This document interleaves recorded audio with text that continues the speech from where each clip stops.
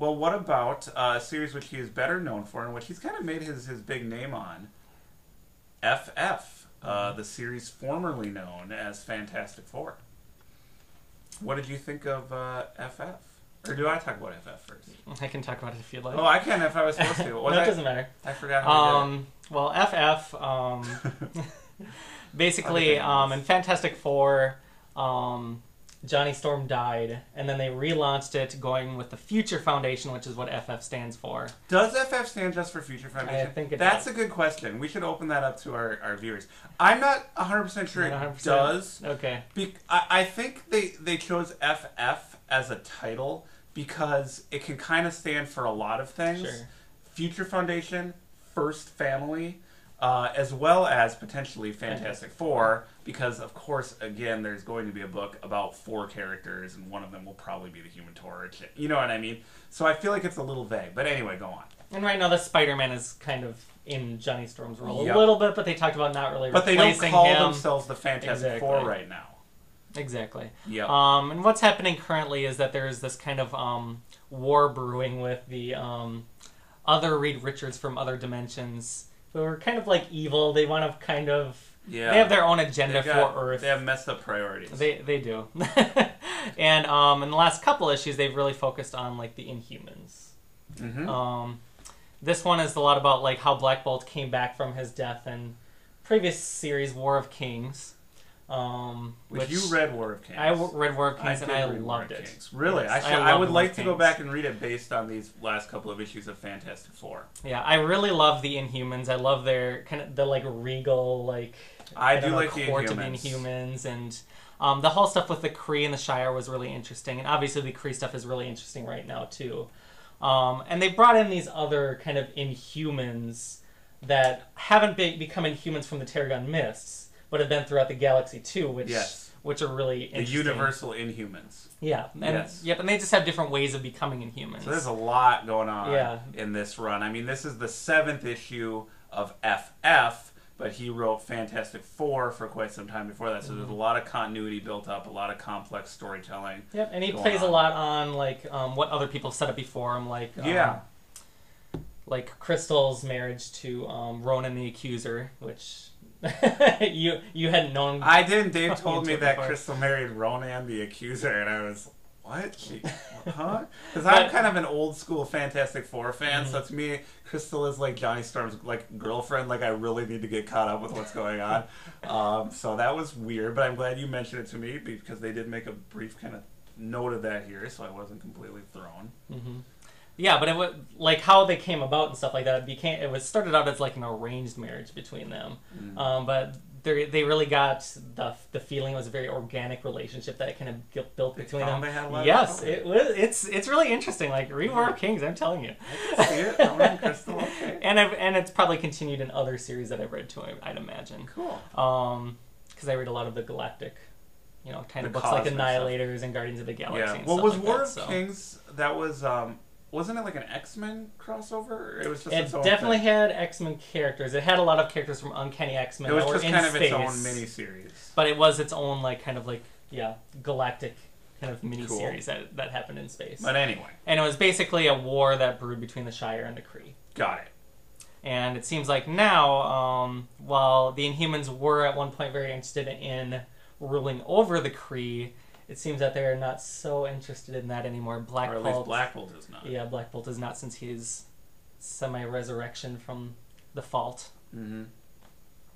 Yeah, so I don't know. I really like the Inhumans. So I'm very happy to see them in the book again. This issue. I did like the issue. You're an Inhumans guy. I'm not a big fan of the art in this issue from Greg Tocchini.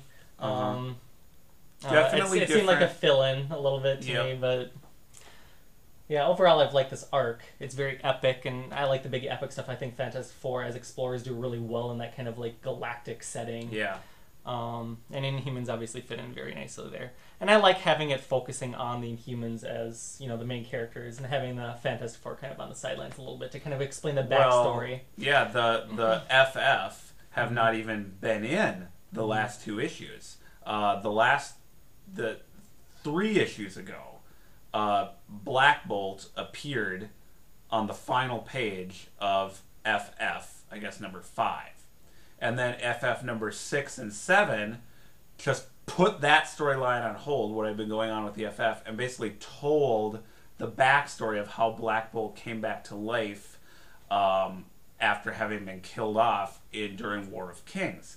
And so that's what the last 2 issues of FF have been. The FF have not appeared in it at all. It's just been Black Bolt and the Inhumans, bringing us up to speed, showing us how he got to the point where he appeared at the end of FF number 5. Although they did leave the Fantastic Four in quite a cliffhanger. Right, so we haven't seen that resolved. Yeah, wow. I feel like our summary of this book was way more confusing than Red Wing. Probably. I mean, it definitely helps to have read Fantastic Four and some books like War of Kings and stuff like that where the Inhumans have appeared in recently. Yeah, this should probably not be your first issue of FF. Not at all. Yeah, I don't even really know where to start. Okay, so yes, essentially this is the second part of what I'm assuming is just a 2-part Black Bolt story. And it is the story of how Black Bolt came back to life after War of Kings, and why Black Bolt came back to life after War of Kings. And essentially what happens is that, oh boy, it's so complicated, I don't even know how much we want to summarize it. Basically, it's revealed that Black Bolt had been destined from thousands of years ago to one day, I think, basically destroy the Kree. Is it Kree? Mm-hmm. Or at least kill the not the high evolutionary, the big group mind of the Kree. Yeah, I don't even remember what he's called. I'm blanking. But basically, Black Bolt's going to take down the Kree and the leader of the Kree and all that. So he fights his way back to life. He was like lost in some kind of time stream, other dimension, rather than actually having been killed. So he comes back with like this. He's been awakened to his true purpose, it seems. To want to destroy the Kree. Like, this came out of nowhere. Like, they've been the rulers of the Kree. They were put in charge of it after War of Kings, but now Black Bolt is back. He's like, I must destroy the Kree. He didn't really say that, I don't think, to anybody, but we know that. He doesn't say much of anything. Well, that's true. That was the talk. Oh, there's an interesting point on that we can talk about that a little bit. Mm-hmm. But he, so basically he comes back and he's just like, shows up, and the Inhumans totally take it in stride. You know, even his wife and Medusa are like, oh, okay, Black Bolt's back. All right, well, you're in charge again. Good. I mean, they barely blink. Like, they thought he was dead, and they're just like, oh, okay, you want us to abandon the Kree and go off and meet up with the other Universal Inhumans? Okay. Like, they just totally go along with it, you know, which, I mean, you know, whatever. That's cool. So, yeah, Black Bolt basically says, like, all right, forget ruling over the Kree here on this planet. We got to go meet up with the rest of the Universal Inhumans and set this master plot in motion that has been predestined. So we don't know exactly how Black Bolt is going to pull this off, but it seems like he's just got this new focus on doing whatever it is that he's going to do. So that's kind of basically what happened in this issue. So Black Bolt does not fight Ronan in this issue. Black Bolt is fighting Ronan on the cover of this issue. It's a great cover by Mark Bagley. But it doesn't happen in the issue. I'm going to complain about that every week it happens on a comic book. It's terrible. Well, recently I was really upset. I was talking about the recent Fables that they kind of hinted at the Ice Queen, or the Snow Queen would be revived by a kiss. Yep. And they had that on the cover and everything, and that just did not play out. And remember, false advertising. You had that issue of one of the Avengers books sitting on the coffee table, and it had like, because I haven't been reading like Avengers or the Sphere itself thing, so David's telling me, oh yeah, they're getting different weapons and they're turning evil and all this stuff, and I saw like the Thing, like who I love, was like on the cover of the new Avengers with like this big like spiked hammer, and then he was all like black and had turned evil and there are aliens on him. I was like, oh, this is great. This is like where the Thing turns evil and he's gonna fight the rest of the Avengers and stuff. So I was like, okay, I'll just flip through this. I just want to see the Thing fighting guys, you know. I don't ask much out of life. And I flipped through the issue. It's like, okay, there's the Thing. He's sitting at a conference table for a couple pages, and then they kind of go away from that. And then there's Mockingbird in a room talking. Okay, there's that. And there's some stuff with a Nazi robot. And then back to Mockingbird, like talking. And then the issue's over.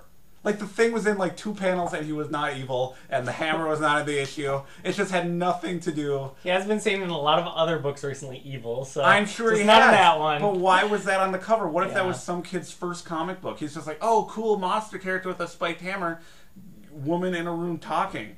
Yeah. Well, to be fair, Mockingbird had just pretty much almost died. I gotta settle down. So they had to kind of like talk about that a little bit, and having her in a chair All right. on a cover wouldn't be very cool. We'll edit this part out. Anyway, end rants. Last week we did like a rough trial cut. So what you guys saw last week was like the second go through on this session, so it was a lot tighter. This is more like what we just... I don't know what this is. Go off, yeah. I liked this issue of FF, as I have enjoyed pretty much every issue of FF, and Jonathan Hickman's run on Fantastic Four. Very solid. Like the Red Wing, I would say it's really impossible to evaluate on a story in and of itself, but since I've been following this long story that Hickman's been doing throughout his run on Fantastic Four, I enjoyed this piece of it. I do look forward to seeing... hopefully, you know, Reed and Sue and Ben and Spider-Man in the next issue. You know, now that we've gotten the Black Bolt stuff out of the way. But it's cool. Hickman is building a terrific, cool, epic, complex sci-fi narrative through his work on Fantastic Four and now FF. It's cool. I don't love a lot of current superhero comics, but I love FF. I always look forward to reading it. It's it goes to the top of my reading pile every month. It's really great. You wanted to talk about Black Bolt a little bit, you said? Oh, yeah. Well, the first thing I wanted to say was that one thing I like is that these 2 issues I feel like made the Inhumans, but Black Bolt in particular, maybe War of Kings did this, seem really cool again. Because if you go back and you read Jack Kirby's like original run on FF and the first appearance of the Inhumans, like Black Bolt was like so cool and so amazing, and the costume was like phenomenal, and the powers with the not speaking and then he does speak into the sonic boom. It's like the coolest concept ever, as were so many of concepts introduced by Jack Kirby. But over time, as comic book fans, you become so used to things like Galactus and the Silver Surfer. Like, we see, like, the Silver Surfer, and we don't think, like, anything of it. We're like, oh, cool, there's Silver Surfer, like, you know. But somebody had to, like, one day the Silver Surfer didn't exist, and then, like, Jack Kirby drew the Silver Surfer. Like, that's crazy. It's, like, a crazy concept. You know what I mean? And Black Bolt and the Inhumans are the same way. And I don't think a lot has really been done with the Inhumans over the years. They really just haven't really worked a lot from what I've seen. I think in recent years. Maybe in recent years. They've definitely done well, things. Certainly, you know, maybe Hickman's just picking up that on what's been being done in recent years, but certainly they seem cool, they seem relevant, they seem interesting and exciting in these issues, so I like that. That's the one note I was going to make about Black Bolt talking, is that, I think you tell me if this is in recent comics too, I think in the past, whenever they've depicted Black Bolt speaking, they've never actually written out any words. It's always just like Black Bolt's completely silent, and then like they say like he'll whisper or he'll utter a noise or a word or something. But it'll always just be drawn as like this force. But in this issue, they actually wrote out what he was saying. That was the first time I'd ever seen that. I can't recall if in recent comics it's not really that interesting of a point at all, but I'm glad I brought it up.